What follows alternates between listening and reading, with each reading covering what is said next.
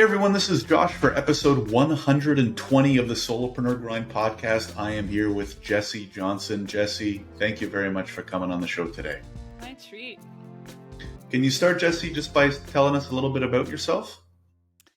Yes, I am a money and mindset and sales coach for spiritual teachers and healers. I built my own 7-figure business in less than 2 years with literally no experience in sales or business at all before I started. And that really inspired me to examine what's possible, really, truly in this world. I would say that now my mission is to help build a new economy that's based on a paradigm of everyone winning. The win-win-win is what I'm here for. So hopefully that happens today. You winning, me winning, everybody listening winning. Absolutely. I love it. And I'm interested to hear more about it, Jesse, because when I was reading into your background of what you do now versus what you did previously, it's a pretty big dichotomy. So can you tell us a little bit about maybe your first career, we can call it, just to give everybody a background? Yes, I would say that my foundation actually going into my career was being an artist. And when I couldn't figure out how to make money as an artist, I decided to become a high school math teacher. And for me, it makes me giggle now, but it was actually like the only thing that I could think of at the time. I was living in New York City, trying to make it as an artist, with various different jobs, but art was not making money. And I didn't know anyone that was making money with their art. And so I just kind of was like, okay, if I'm going to be compromising to make money anyway, then let me choose to do something that I believe in and that I think I would be good at and could perhaps move the needle in terms of making the world a better place. Mm-hmm. So I went down that path and ended up finding that I was extremely passionate about it. It was extremely challenging, rewarding. It's different every day. And I'm a people person in a lot of ways. And so I got to be with these mostly 15-year-olds, but lots of people every day, building really close, intimate relationships and studying how we as human beings learn. It was also the hardest thing I've ever done, for sure. I cried a lot. I felt like a failure a lot. After I was very good at school and very good at most of the things that I did as a kid. So I was not particularly adept at navigating failure before this job. And anyway, I stayed in New York City public schools as an educator for 12 years.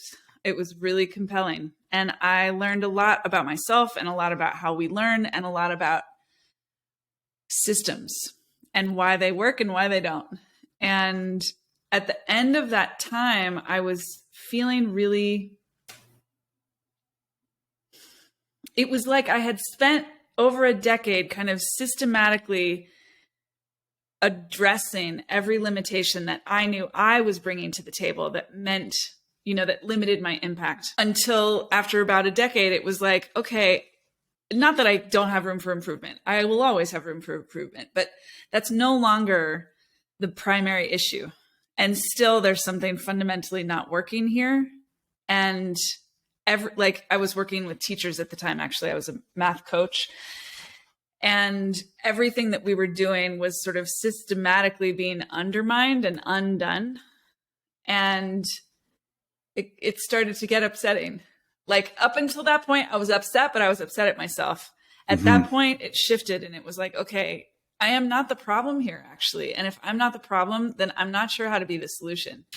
There's something deeper at work here.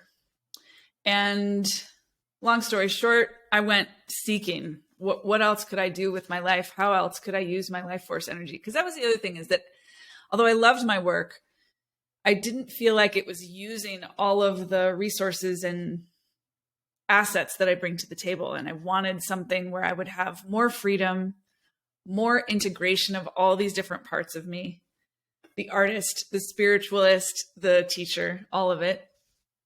And I wanted more impact. And so it took me, I felt kind of like I was beating my head against a wall, playing hide and seek with someone that didn't want to be found for about a year. And then I ended up in a conversation with a really good friend of mine who had been a math teacher. And I had read on Facebook, this is about 7 years ago, I read on Facebook she was now a life coach. And I was like, I must not know what life coaches are, because if she's doing it, she's excellent. She's amazing. What is that? And I called her, and within about 3 minutes was like, oh, every single thing in my life has prepared me for this. This is what I'm here to do. So I started my business with her as my coach right then and there, and the rest is history. Wow. And so I always love to focus on the transition period, because so many of the guests that we've had have interesting ones. And because so many of our listeners might be working a 9 to 5 right now and thinking about getting out. And so anyways, I like to get into the nitty gritty. So Jesse, like when you say started your business, did you call the school the next day and say, hey, I'm done? Did you start it on the side? How did the trigger get pulled? That's a great question. So it was probably middle of October of 2015 that I had my first coaching session with my coach. Marla Mattinson is her name. And I don't even think I fully understood quite yet that I was starting a business. Like a big blank slate in front of me. So I was following intuition, and I trusted her. And I trusted myself. I think I had a lot of confidence, which I want to shout out, because I think that's something that a lot of people struggle with. You kind of you got to have a healthy balance. Insecurity about the unknown, yes, but also like confidence and resilience. Like, I know I can do this. So I didn't really know what I could do, but I had enough confidence that I could do what my coach thought I could do, that I was willing to put one foot in front of the other. And I would say over those first 4 to 6 weeks, we were crafting what would become the beginning of this business. I was going to work with retreat leaders. I was going to coach them just like I coached math teachers about their curriculum. I was going to go on retreat with them and observe them just like I observed my math teacher. They weren't clients, but audience. And then debrief with them after. That was kind of the initial vision, was coaching retreat leaders. And I think, again, because I was being paid to coach math teachers, still the business component was like a little vague for me. I was like, I'm clear about the work itself. I'm clear about what I'm going to be doing and who I'm going to do it with. But around the turn of the year, right at the beginning of 2016, was when I started having my first sales conversations with potential clients. And realizing like, okay, like this is different. In schools, for better and for worse, the audience just fills the room, whether you like them or not, whether you want to work with them or not. And in contrast, in business, we have to fill the room, or at least when we start. So I had a couple of sales conversations. Everyone that I talked to said no, but I felt clear. Even though I hadn't heard yes yet, I felt really clear, this is going to work. I'm going to figure out how to close these sales conversations. I'm going to work with people who are going to benefit from this. And boy, would it work better and faster if I quit my job. And so I really seriously considered, I remember I think it was over the holiday break, really thinking, I wonder if I should just stop now. For better and for worse, again, I chose to finish the year. And I'm glad that I did. It gave me time to sort of close this chapter of my life, this over a decade of work in schools, to say goodbye, not only to people that I was working with, but to I want to say the identity of me as a math educator, first and foremost. And that whole time I was kind of crossfading from, functionally I was working 2 full-time jobs, but in mindset, in energy, in passion, I was crossfading, kind of phasing out the math education stuff and phasing in the business. And in June of 2016 was my last month in schools. And then I went out full time into my business. And in August of 2016, this is just a fun story, I made $0. We all definitely have some good stories with low sales numbers to tell early on, right? Yeah. But very cool, Jesse. I have 2 unrelated questions, so I'll throw them both out there and you can take whichever. Number 1 is, how did you get those first few sales conversations to begin with? And then secondly, I guess semi-related, is how important do you think it was having a coach at the time? And maybe for people that are thinking of starting out, would you recommend it to them? I'll go backwards because I like both these questions. I really feel like the first action step that I did in order to build my now multiple 7-figure business was hire a coach.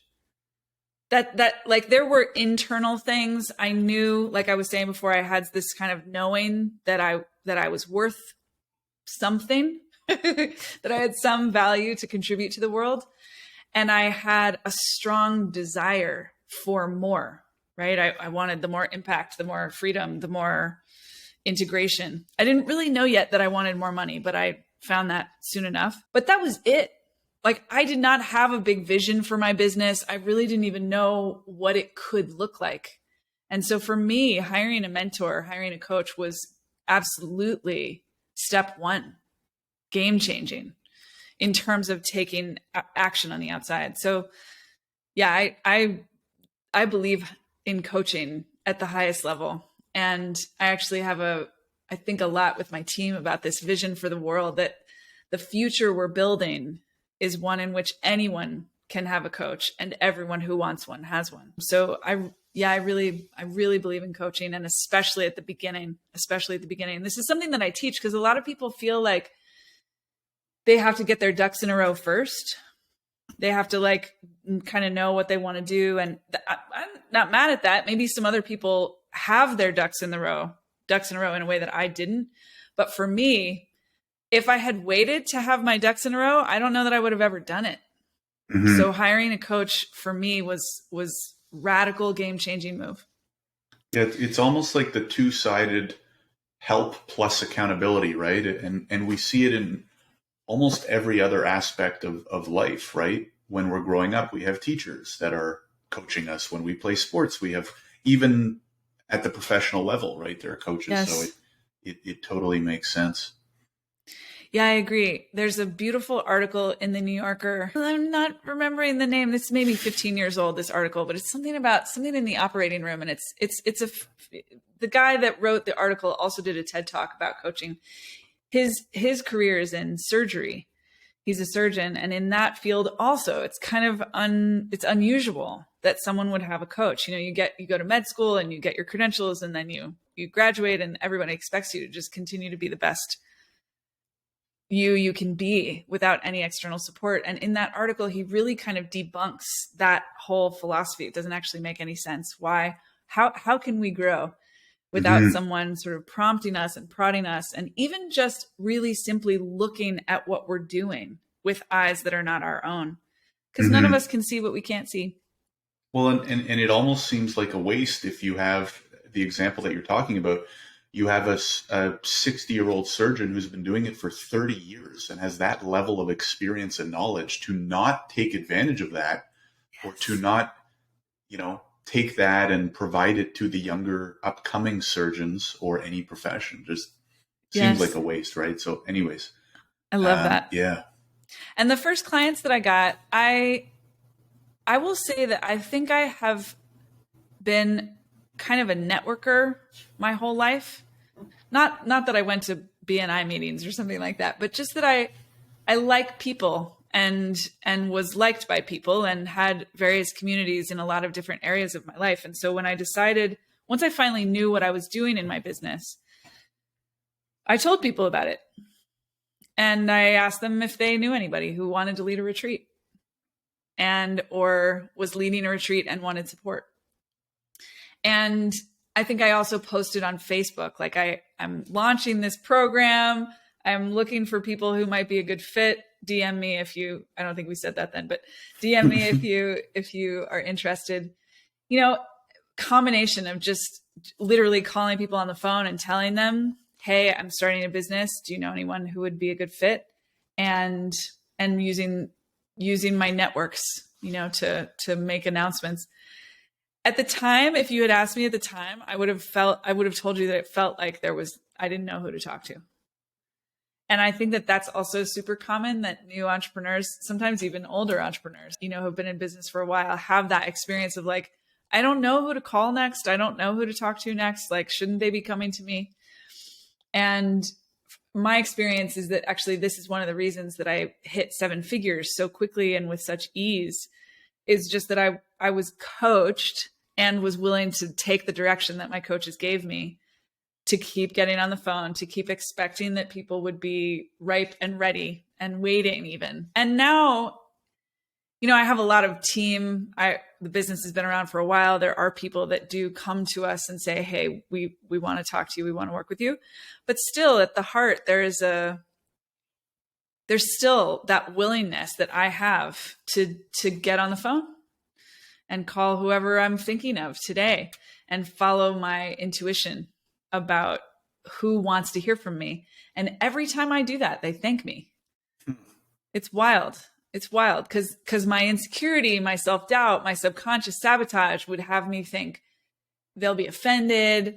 It'll be, it's like, I don't want to bother anybody. But in fact, every time that I really come from a place of love and service and make the call, and I'm willing to hear no, it's an amazing experience and deepening of our relationship. So I highly recommend that. Yeah, no, it's great advice. So can we talk about, Jessie, your first sale? Do you remember the first one or two? Yep. It's funny because I hadn't been the first person that hired me, or maybe one of the first 3 people that hired me, worked with me for almost 3 years.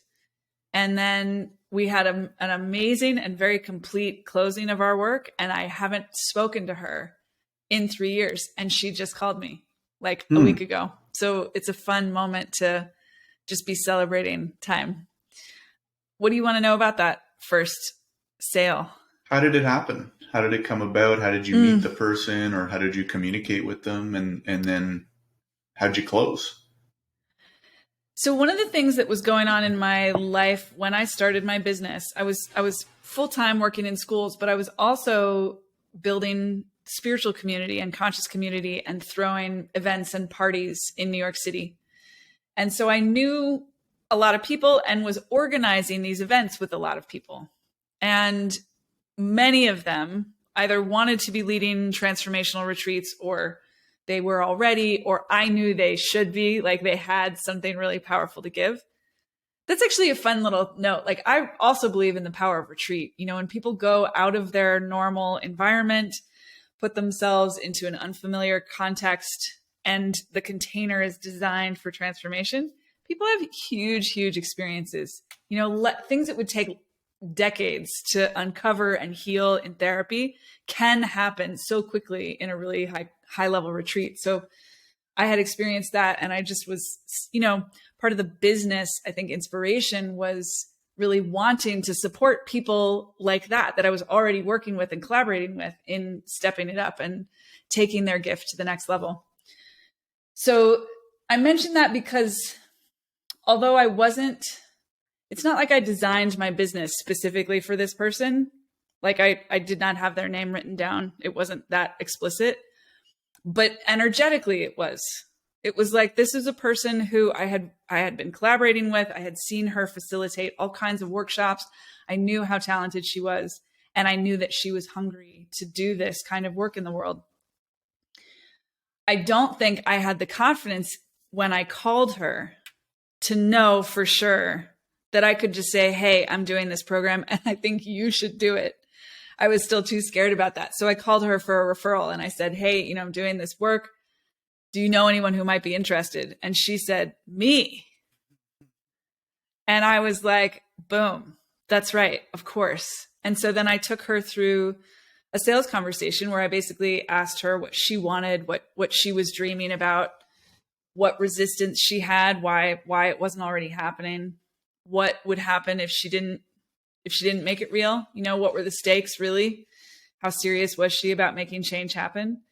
And my experience was that she absolutely sold herself into the program, just by answering those questions, and I think also by feeling the truth of my support, my belief in her, helped her to say things that she had never said before, and really believe, if not believe in herself, believe in the possibility that she could believe in herself. There was something really significant there. And that was the beginning. And I just kind of like took a deep breath and told her the price. And I don't remember that being particularly challenging for her, actually. I have had many people balk at my prices, so it's not like I haven't experienced that. But I think that particular sale, that money wasn't such a big deal. I made it easy for her to say yes. That's great. Can you talk a little bit, Jesse, about how you came up with that price and program? And maybe more specifically, it sounds like maybe alongside your coach or with the help from your coach, you pretty quickly came up with a pretty defined niche and program. And that's probably something that a lot of people struggle with, especially if they're working on their own. Could you maybe talk about how you picked that? Because putting it into perspective too, we're going from, as you said earlier, math teacher to basically, I don't know if you would call yourself a coach for retreat runners. That's like a pretty long path. So would love to hear how, were there some iterations? Did you put a few niches up on the board? Would love to hear about that process. I definitely felt confused before the sessions with my coach, and it was hugely helpful to have her poke and prod and ask questions. To be honest, I don't remember. Oh, no, I probably was considering coaching teachers. That was probably the other thing that was on the board. But I just knew that I wanted to work with people who were more spiritual. I wanted the spiritual component of my life to be more central. And I think my coach recognized that maybe even more than I did, and helped me just kind of look at these different options. And I chose that. And it made sense to me because at the time it was so similar actually to the work that I was already doing. It was just with a different group of people. So instead of coaching math teachers, I was coaching spiritual teachers. But the work was the same. And then one of the iterations, the program that I designed was the one I just told you about, where I would, go on retreat with them, yada, yada. And that's the one that nobody bought. And one of the iterations was like, okay, let's simplify this. Let's make a 90-day program, just coaching. We're not going to try to do this other thing. And I think I was nervous about that because there wasn't as much structure. There wasn't as much curriculum. And I felt like somehow that meant I might have to, I don't know, I felt more exposed. But that thing sold like hotcakes. I think it was easier at the time, maybe even still, it was easier for people to say yes to growth and investing in themselves than it was to actually this final result of producing a retreat. So that happened. And then Josh, I feel like it was like 2 weeks into actually selling that I realized that actually the thing that my people needed help with wasn't so much curriculum. I mean, they might enjoy that and benefit from that also, but what they really needed help with was money. And so the retreat program is actually still like, I would do that custom. If somebody was like, I really want to bring you to Thailand and like have you there as my support coach to debrief and observe and that would be so much fun. I would love that. But that went out the door pretty quickly actually, because it was more about what I thought would be fun than what they actually needed. And so I really felt like money kind of picked me. Money was like, Jesse, you need to help this specific demographic of spiritual teachers and healers really integrate money. And so I was just following the breadcrumbs of my own inner guidance and ended up teaching sales within that first year. Mindset for sure, but teaching, because that first year I was in business in 2016, I was working full-time in schools for half the year and I still made $330,000 just from my business. So Jeez. It was like, it really felt like I was given this thing to just shepherd and move around. And I don't want to poo-poo, that was not I don't want to say difficult because part of my work is actually redefining, I think, what work really requires of us.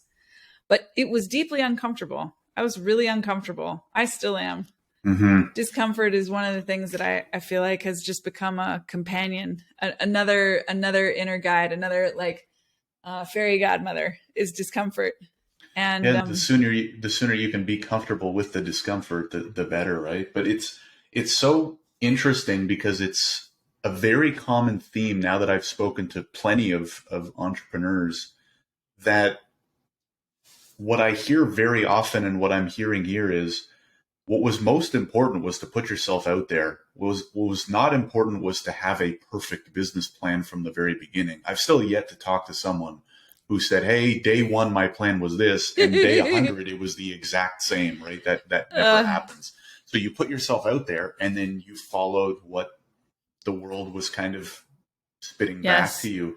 Jesse, can you talk about, so your teaching career ends and now you've got all the time, well, all the time in the world, I guess, all the time that you were previously spending in that full-time job for the business.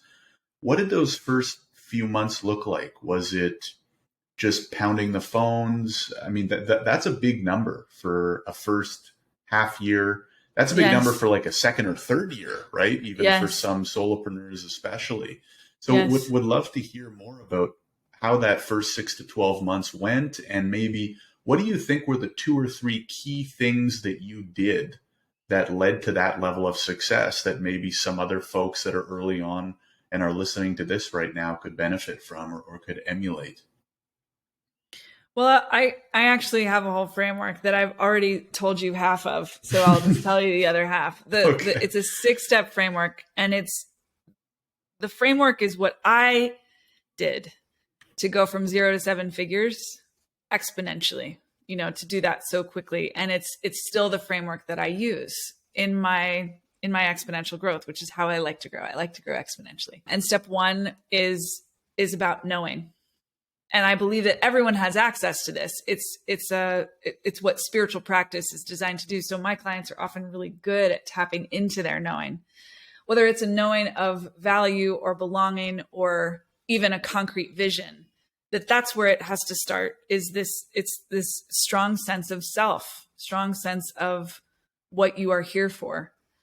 Whether that has words or not doesn't matter. It's a feeling that I think is where the most efficient and effective work in the world comes from, whether it's business or anything else. So that's step 1, is this rest in your knowing. Rest, go close your eyes, go deep into your body and feel the part of you, even if it's small, the part of you that knows why you're here, that knows that you belong here, that knows that you have value, that knows that you are here to contribute and receive both. And then 2 is to, from that place, feel the truth of your desire. I wanted more. I probably have wanted more every hour of my life. Like more money, more food, more freedom, more affection, more permission, more joy, more lusciousness, more orgasm, more money, more whatever. So to let that desire flow. And that's, of course, something that some people need to sort of rewire, because so much of our desire in these material bodies has been thwarted or called sinful or something like that. So and I think actually 1 and 2 go together, because when we let our desire come from that deep place of knowing, it's like a soul desire. It's not a selfish desire. It's different. The quality is different. Step 3 is hiring a mentor, hiring a coach. And then step 4, 5, and 6 are so much easier, actually. 1, 2, 3 is those are, I think, the more nuanced work. But step 4 is making the decision to change. And I think of that like skydiving. There's a lot of preliminary steps that you take when you go skydiving, but ultimately when you're up in the air, in the airplane with all the gear attached to you, it's a different thing to decide from there. And that kind of decision, I think, it's impossible to overestimate the importance of that. Many people have not yet made the decision to really go all in. Then step 5 is strategy. And one of the most radical things I teach, I think, is to not do strategy until steps 1 through 4 are handled. Most people want to think about the how before they start, before they tap into their knowing. But and then everything else. For me, strategy needed to come much later. And then step 6 is sales mastery. And what I mean by that is that truly for those first 2 years, and still I'll come back to the more recent stuff. But in those first 2 years, when I was building to 7 figures, my coaches, I would bring them idea after idea, and over and over and over again, they would just say to me again, like, Jesse, stop following the bright, shiny object. Like, there are no magic pills. There's no magic trick that's going to rescue you from having to do sales. Stay in your lane and get back on the phone. And it's not that I was like, you used a really nice phrase, like pounding the pavement. It wasn't that it was so hard how much I was on the phone. It's that I was so scared still of hearing no, of feeling disappointed, of being rejected, that I avoided it and wanted to do anything else. And my coaches, bless their whole lives, just wouldn't buy it and kept redirecting me. Like, who are you going to talk to next? Who are you going to talk to next? And probably in those first 2 years, I worked with maybe, I'm just guessing, maybe 25 people. It's not like it was so many. I probably had sales conversations with 200, maybe more. There was a couple week period where I talked to 100 people, cold called 100 people. I was supposed to do that in 1 week. I didn't. Actually, as I'm saying that, it was more like 500 in those 2 years. But you know what I mean? That's a lot of people. But if you spread it out and do the math, it's not like I was working 50-hour days. You know, it was that I was uncomfortable with how exposed I felt. And so the combination there is what that's just step 6. The sales mastery is step 6.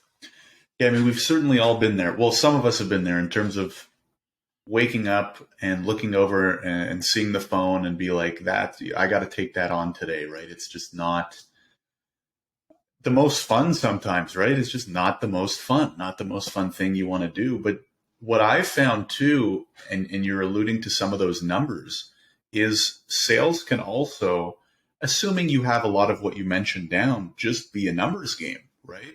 If you can get to a point where you're closing 10, 20, 30%, whatever the number is, right? Depending on what you're trying to sell, that rate may be very high or very low. But if you get a good enough list of leads and you can get to a point where like, hey, I'm closing 10%. If I can just talk to 10, 12 people today, I'm probably going to make a sale, right? And then another piece of advice that I've heard a few times from guests is just make that initial kind of goal very small. Don't think about the 500 people you have to call this year. Set a goal to make 3 calls each day. And what one of our recent guests said is, it's easy to make 3 calls. And then once you get the 3 done, you're already in the groove. Maybe one of them went well. You're like, oh, well, let's, next thing you know, 10, 20 go by. And so anyways, just a tidbit there, but it makes a lot of sense, Jesse. The other thing I quickly want to say is I'm not very spiritual or religious. You've mentioned a lot of spiritual references, I'll say, energy and some different words like that.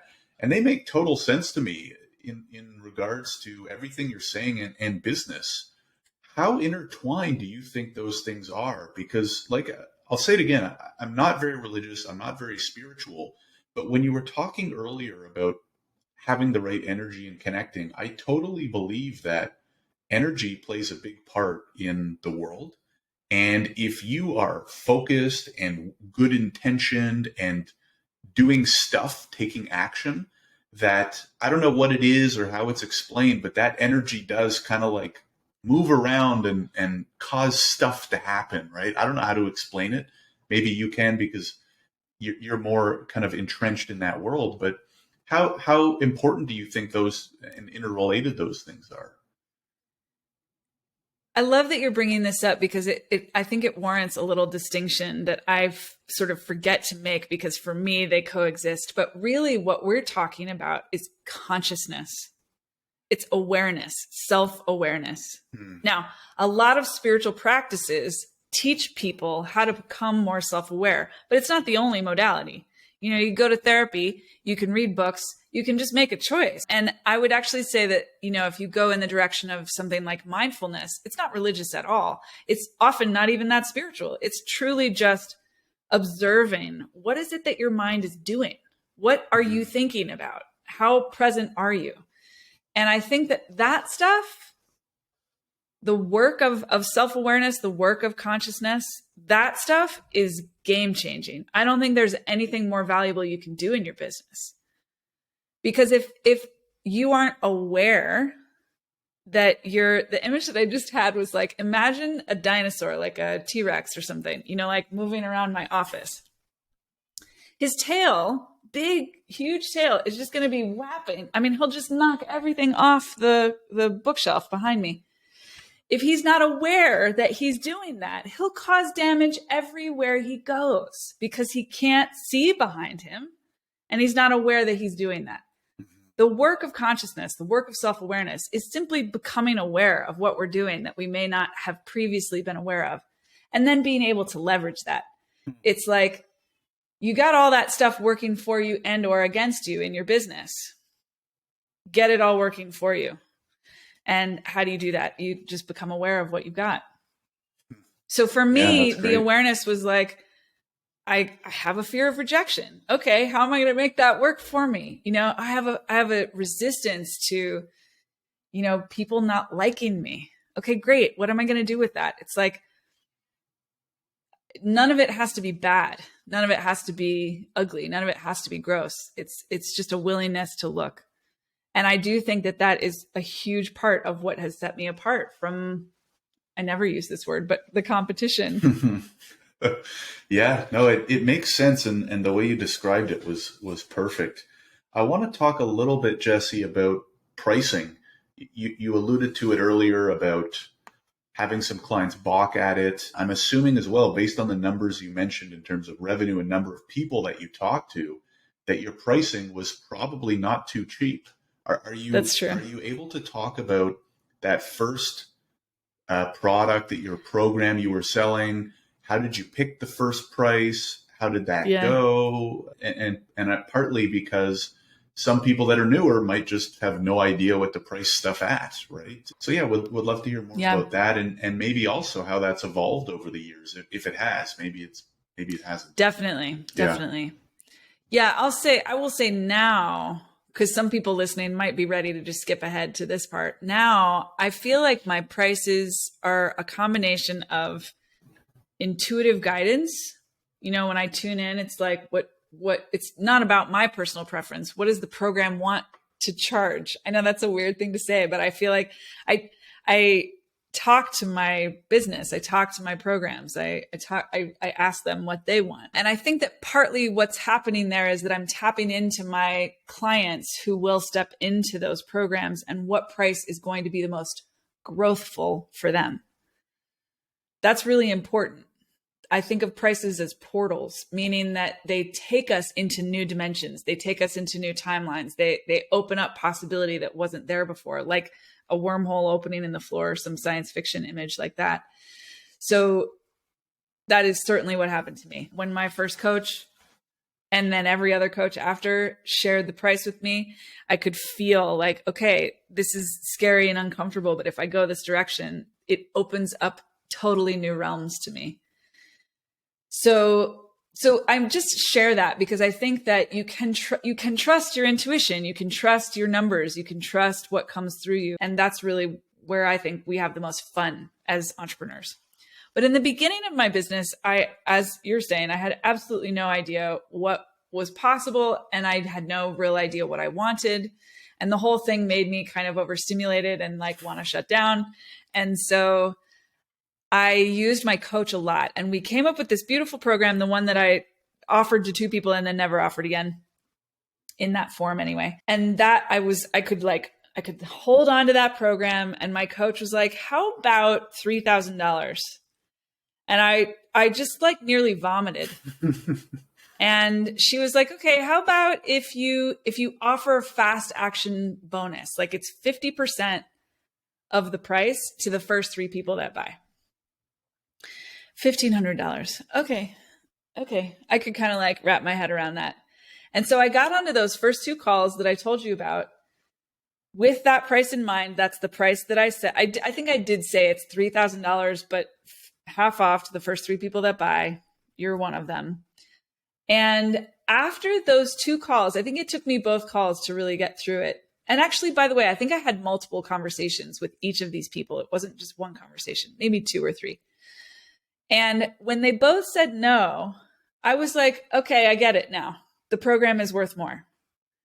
Like, there's something about what I just did that isn't worth $1,500, actually. Like the container that I'm holding. So immediately I was like, okay, I'm done with the 1,500, even though 3 people didn't buy. I'm moving on. And I like to share that story too, because you really can, at whatever point you feel ready, you can raise your prices. Nobody can sell you that you can't. This is entirely up to you. People pay freaking $15 for a fancy cup of coffee. Like you can charge whatever you want. The market will hold it. If you can hold it. So then I came up with that 90-day program, and that was $5,000.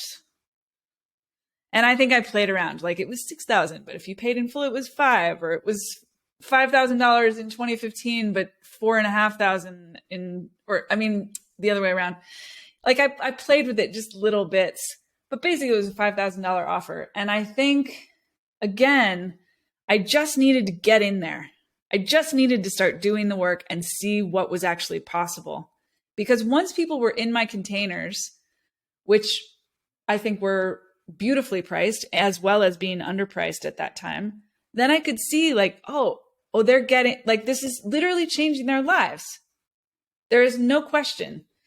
And so then I raised my prices again, kind of more as I felt ready. And then I started to raise my prices also with the vision in mind. Like, I want to make X amount a month, and I want to work with this many people. So what do I need to charge in order to do that?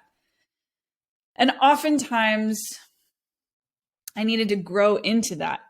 It wasn't always, it's not like, I'm not recommending that you just like, I'm just going to charge $1 million for my program and someone's going to buy it and it'll be great. It's like, you got to be able to really hold your own integrity, that your prices are sacred and that they represent the truth of what you're delivering. And then at the same time, don't let your insecurity devalue you, and let your prices, your true prices, call forth the best version of you. Because that's the other thing that happened, was that I think I grew into my prices. This is such an esoteric thing to talk about. I love that this is somehow coming up. I believe that at the moment that I started my business, I had the raw material to work, maybe even at the level that I'm working now. But I did not have the confidence. I did not have the clarity. And I was still looking for approval from the outside. Mm-hmm. And those 3 things were absolute deal breakers. You cannot charge. I mean, now I charge sometimes as much as $200,000 for a program. You can't charge that kind of money and be worrying about what other people think. You can't charge that kind of money and be letting your insecurities drive you. And you can't charge that kind of money and be whatever the third thing I said was. It's like the prices called forth the full, true, powerful version of me. And still do. And still do. So my clients get the best of me because I can't charge what I charge and not offer that. Mm-hmm. I mean, you just wouldn't be around for too long, right? So that's usually how the market works, right? Which is basically what you're saying. So that's really interesting, Jesse. This has been a very different, I don't want to say not different in a bad way, a very different, but in an interesting way, insight into business. I don't really know how else to say it, because I speak to a lot of entrepreneurs, and sometimes it can be a lot of X's and O's on a board. And this feels like we're on a 3-dimensional board instead of 2, right? In a way. So it's been really interesting. The last thing I wanted to ask before we wrap up is scaling. We've talked a lot about kind of how you got started and pricing and programs. And earlier you mentioned having a team. If you could quickly talk about at what point and how did you scale from just yourself to adding a couple people? What was that like?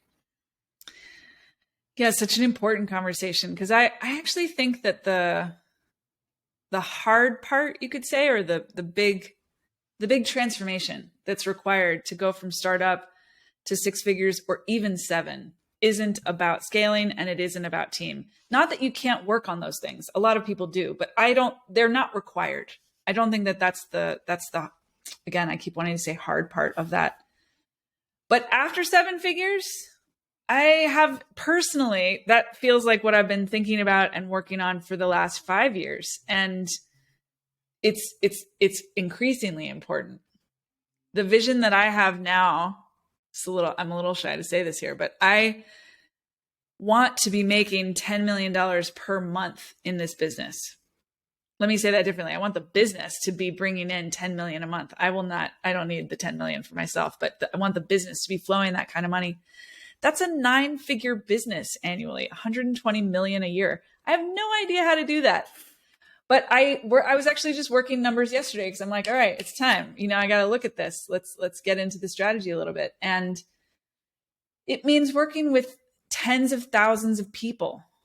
Well, I don't know tens of thousands. And so the business it's like the business wants to grow beyond my assets and resources. I had enough personal assets and resources to get us here. But what happens from here requires more than me. So my specific location might be different, but I think that that's a really useful lens through which to look. It's like, how far can your own resources get you? And at what point do you need to bring in other people to leverage more resources? For me, I had a personal assistant at some point in those first 2 years. And that was frankly like probably mostly a lesson in receiving and delegating and working with someone, which I just had not really done that much of as a teacher. And I say that because had I known how to properly use an assistant, that would have been way more effective. And it was definitely part of my curriculum, but I don't know that it was, again, required to get to 7 figures. I think if all I wanted to do in this life was make $1 million a year, I don't need a team to do that. I could do it all on my own, especially with all the tech that's available now. But beyond that, both because I need it, the business wants it, but also because it's fun. I got all kinds of people on my team, and the collaboration is helping the business to grow and expand in ways that I personally wouldn't know how to do on my own. Mm-hmm. I spend now as much as $75,000 a month on team. It's an enormous, enormous investment in my business because of where I'm going. And I know that those numbers will continue to increase. I want my team to be well paid. I want them to be, if any of them that are at the highest level, they should all be making 6 figures and more. So that puts a huge demand on me and on the business to think differently. I think you're asking me a somewhat different question than I'm answering. So let me pause and check in. Is there something else that I should be speaking to? No, that was great. That was great. It makes a lot of sense. And I think it's a great way to kind of wrap up the episode. The last question, Jesse, second last question I always ask is, and we've probably covered a whole bunch of these tips, but if you're talking to one person right now, they're Jesse back however many years ago, working their 9 to 5, they feel like they're ready for something else, or they want to take the next step. What's 1 or 2 things that you would tell them right now? What you want is wanted. Whatever vision it is that's coming to you, whatever you're dreaming about, whatever thing you wish you were doing instead of the current form of your life and job, the world wants that. And we are living in a time where I think increasingly people know that. So you get to know it too. COVID and the pandemic and the way that our lives shut down really opened up, I think, people's awareness about how much more they want in their life. And that would be my first tip, is to give yourself permission to want what you want and recognize that what you want is something that the world wants. The world will benefit from you having it. And the second is to keep thinking about the win-win-win. What does it look like when you don't have to choose between 2 things that matter to you? What does it look like when you don't conceive of your business as somehow giving to you but taking from someone else? What does it look like when you prioritize the win-win-win? Because that's the movement that I want to be building and a part of. Mm-hmm. Yeah, it makes everything so much easier, and it makes the world a better place, right? So, Jesse, Amen. This has been awesome. Thank you so much for coming on the show, sharing your story, sharing tips, sharing this advice. It's been really valuable. if anybody wants to learn more about you or the company or get in touch, where do you recommend they go? Jesse Johnson Coaching on all the platforms. You can find me everywhere. Let us know what lands, ask any questions that came up. We're happy to meet you. Sounds good. That makes my job easy for the edit. Jesse, thanks again for coming on the show. Really appreciate it. Same, Josh.